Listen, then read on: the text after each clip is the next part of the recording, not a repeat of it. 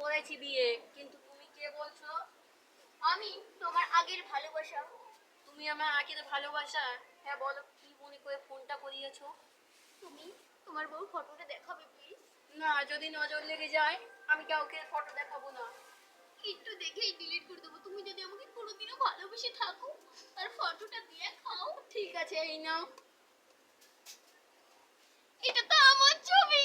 তুমি ছাড়া যে আমার পরে আর জীবনে কেউ কোনো ভালোবাসা আসেনি সখী।